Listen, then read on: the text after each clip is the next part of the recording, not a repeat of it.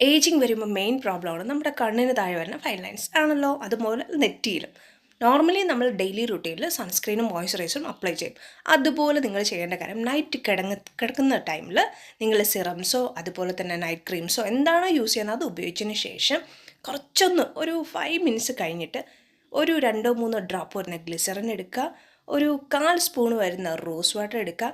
ഈ ഒരു പാക്ക്, അതായത് ഈ 2 സാധനം കൂടെ മിക്സ് ചെയ്യുമ്പോൾ ഡ്രൈനെസ് നമ്മുടെ സ്കിന്നിൽ വരാൻ സാധ്യതയുണ്ട്. അപ്പോൾ കുറച്ച് ഓയിൽ മോയ്സ്ചറൈസിങ് എഫക്റ്റ് കിട്ടാൻ അതും കുറച്ച് മതി ആവശ്യത്തിന്. ഇത് 3ഉം കൂടെ മിക്സ് ചെയ്ത് ഈ ഒരു പോർഷനിലായിട്ട് ഡെയിലി അപ്ലൈ ചെയ്തോളൂ. ഇതുമാതിരി ഇട്ടൊന്ന് മസാജ് കൊടുക്കുക. അതുപോലെ 2 കണ്ണിലും അതുപോലെ നെറ്റിയുടെ ഈ പോർഷൻ ഉണ്ടല്ലോ അവിടെയും അപ്ലൈ ചെയ്യുക. രാവിലെ നോർമൽ ഫേസ് വാഷില്ലേ ഇതുപോലെ ചെയ്താൽ മതി. പക്ഷേ ഈ ഒരു പ്രോഡക്റ്റ് ഡെയിലി ചെയ്താൽ മാത്രമേ നിങ്ങൾക്ക് റിസൾട്ട് കിട്ടൂ. എന്നും ട്രൈ ചെയ്ത് നോക്കിയേ, നല്ലൊരു റിസൾട്ട് കിട്ടും. ഏജ് കൂടിയവർക്കാലും ഒരു 25-30+ ആ ഒരു ഏജിലുള്ളവർ സ്റ്റാർട്ട് ചെയ്ത് തുടങ്ങിയാൽ മതി. അവർക്കായിരിക്കും കൂടുതലായിട്ട് വരുന്നത്.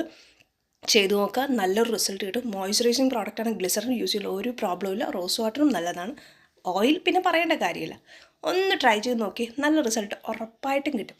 അതോടൊപ്പം തന്നെ ഞാൻ ഇതിന് മുന്നേ ഒരു വീഡിയോയിൽ പറഞ്ഞിട്ടുണ്ടായിരുന്നു, ഞാനൊരു പാക്ക് ഐസ് ക്യൂബ് പാക്കില്ലേ അങ്ങനത്തെ കാര്യങ്ങൾ കൂടെ ഒന്ന് ട്രൈ ചെയ്തുക. ഇത് രണ്ടും ഡെയിലി റുട്ടീനൊക്കെ മാറ്റാം. നമ്മുടെ കണ്ണ് നല്ല ഭംഗിയായിട്ടിരിക്കും. ഫൈൻ ലൈൻസ് മാറാൻ ഏറ്റവും ബെസ്റ്റ് ഇതാണ്.